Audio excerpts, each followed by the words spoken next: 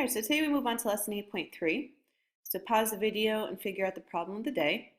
There's really no right or wrong answer. It's open-ended math. Talking about right irrational functions such that the domain is all real numbers except -8. The range is all real numbers except 3. All right, so 8.3 is called graph general rational functions. Don't let the f of x confuse you too much. It's p of x over q of x. This is a polynomial. We talked about polynomials in chapter 5. So you have a polynomial up top divided by a polynomial in the bottom. And this just means like, okay, if this was x to the fourth, right? What comes below fourth? Fourth, third, second, first, constant. Here's the constant. Here's the x to the first. So just saying it's a general polynomial. Now there's 3 things we're going to talk about in this part 1 of the lesson. If you take a look here, we see vertical asymptotes and horizontal asymptotes are there. We just did that for 2 different parts in 8.2. What we're adding is the first one, which is called x-intercepts and zeros. All right, they're not asymptotes. We've set things equal to 0 and solve for them. It's where they cut through the x-axis. Now the reason why there's a little bit more involved with general rational functions is because fractions could have a lot of different things, different kinds of polynomials, right? So for instance, in 8.2, we only talked about x to the first power. You could have an x squared, you could have an x third, so on and so forth. So now we're going to generalize it for everything. So x-intercepts are zeros. You set the numerator equal to 0. So what's interesting about that is, I don't know if any of you even had that question, well, why don't we ever do anything with the numerator? But anyway, the numerator tells us the x-intercepts. It's where it cuts through the x-axis. All right, you take the numerator and say equal to 0. 2 vertical asymptotes. This has been the same through both parts of 8.2 and now 8.3. You just set the denominator equal to 0. Nothing has ever changed with the vertical asymptotes. We say like it's q of x because that's the denominator right there, like it can't be 0.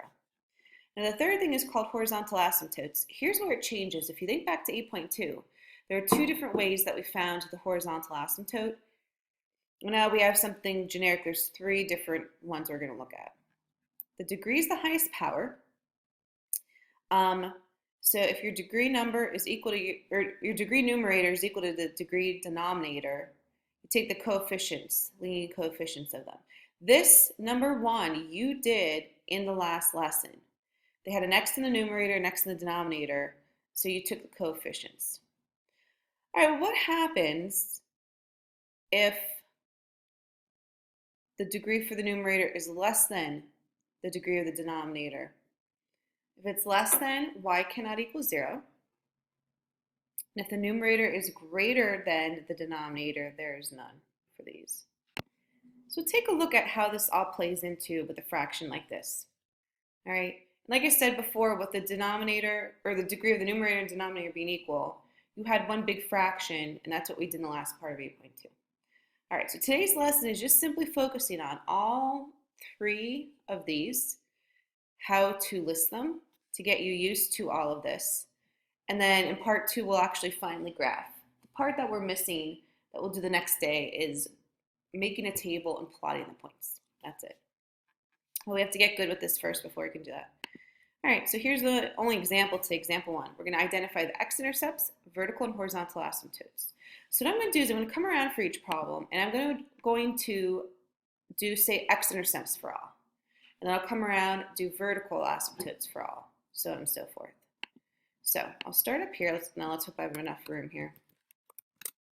So x-intercepts. If you go back to your notes for a second, and please make sure you look at the notes as I talk this through. It's really important to pay attention. How I find the x-intercepts, I set the numerator equal to 0. Do you happen to see a problem with letter A? If I set 5 equal to 0, is 5 equal to 0 a true statement? No. And there's no variable, right? So if there's no variable up top to solve, my x-intercepts are none. All right, let's try the next one. I set the numerator equal to 0. If we could see that there, yeah.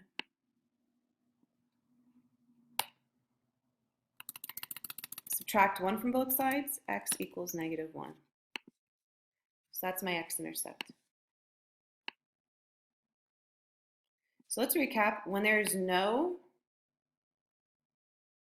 variable up top, it's none. And then from there, you set the numerator equals 0. Here there's a variable, so it's negative 1. Let's take a look at the next one. I might have to do this one down here. What did we say? We set the numerator equal to 0, right? So here we have x squared minus 7x minus 60 equals 0.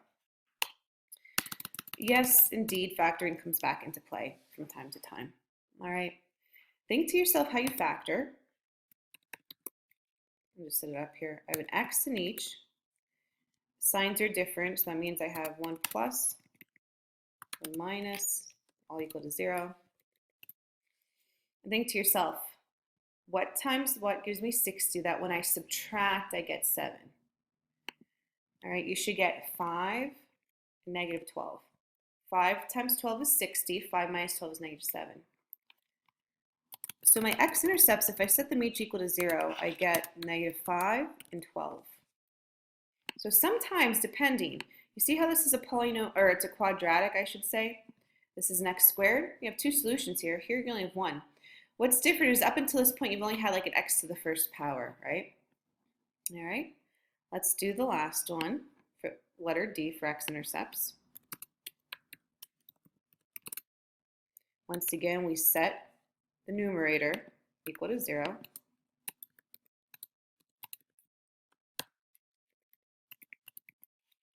Now you have to guess and check with factoring.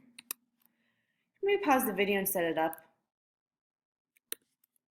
2x in one parenthesis, x in the other. Signs are different.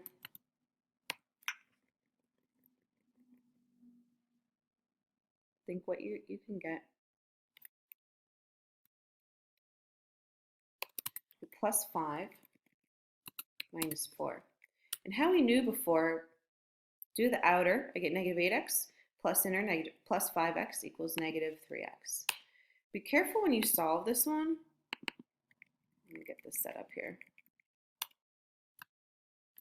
You do 2x plus 5 equals 0. X minus 4 equals 0. Be careful with that first one because it's a two-step equation.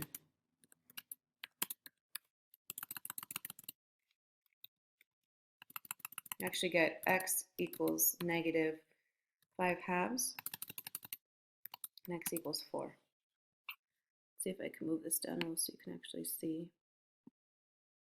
Yeah, it's a little bit better. All right, so those are my answers. All right, and to reiterate what x-intercepts are, it's where it cuts through the axis.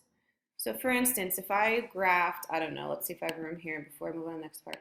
See, if I graphed this one here, and I made a table, it would be at negative 1, 0. Part of my graph would hit, if this was negative 1, it would hit the x-axis. This is x-axis, x-intercepts. It's where it hits the x-axis and the y is 0. All right? And you'll see a little bit more about that. I think it'll make a little more sense once we actually graph them in the next part of the lesson. All right, so let's look at the second part. Let's we'll have enough room here. All right, vertical asymptote. We can use VA for that. Do you guys remember how we solved that? It's been like this for the last 2-3 days we've been working on it. We set the denominator equal to 0. Now when I factor this one, this is a difference of two squares pattern.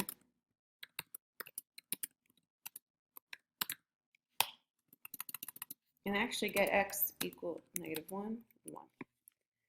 Now, just to follow suit with the notes, do you know how like when we did domain, we put the cannot equal, not equal to? Let's put the slash mark, because if you go back for a second, you see that we're doing that for vertical and for horizontal. It's like, you know, the domain or range or whatever. All right, let's do letter B.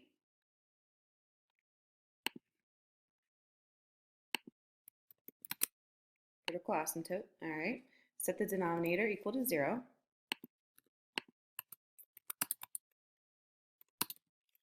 This one I have to solve algebraically. Remember, you can't factor it. There's not a minus sign.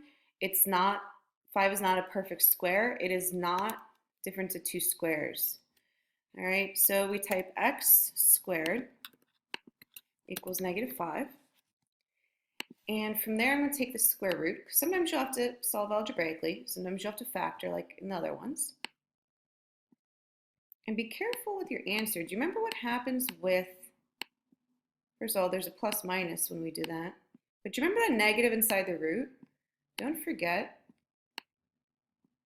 it's plus minus I root of 5. Now let me ask you a question. Have we ever graphed an imaginary number? No. So actually my final answer to this one is none. All right. All right, so whenever you get something imaginary, the answer is none to it.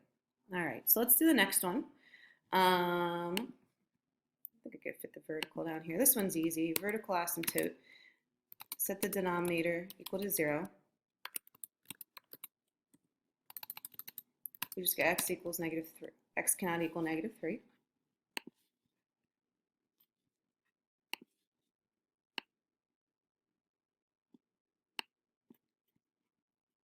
And if we do this one, I know I probably should give myself more room here. Let's do it up here.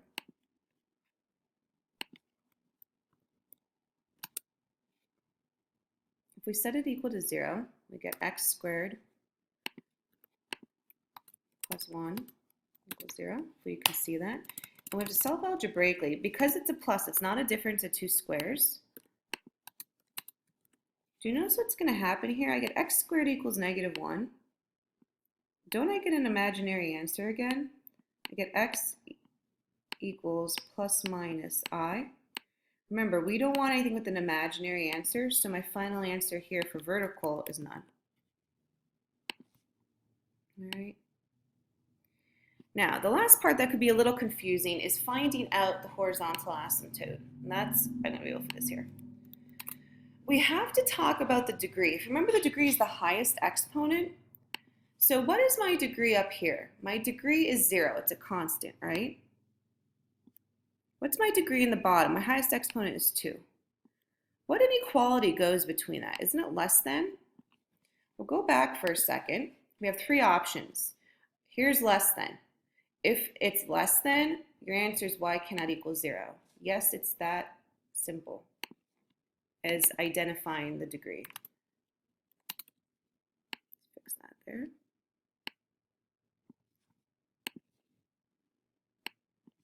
Let's do the next one, horizontal asymptote. What's my degree? My numerator, my degree is what, 1. My bottom is a 2. 1 is less than 2. So what does that mean for us? Y cannot equal 0. So it looked really hard, but really you just have to memorize the 3 different options. They're not hard to do once you see it. All right, so let's do horizontal up here. Let's look at my degree. So my degree up top is 2. My degree on the bottom is 1. This time it's greater than. So I'm going to say none. And if you remember, you see that greater than is none. And let's look at the last one. My last one here. If I take a look, what do I have? My degree, my one up there is 2. What's your degree in the denominator? 2. They're equal. If you remember back when it's equal, it says take the ratio of each of the leading coefficients. So my leading coefficient here is 2 because it's attached to x squared. Here it's a 1. You get 2 divided by 1, or 2. Actually, you did this for homework in the last part, but it was only with an x to the first. All right, and that's it. So, 4 homework problem of the day, and I'm only making you do 1 problem from assignment 4.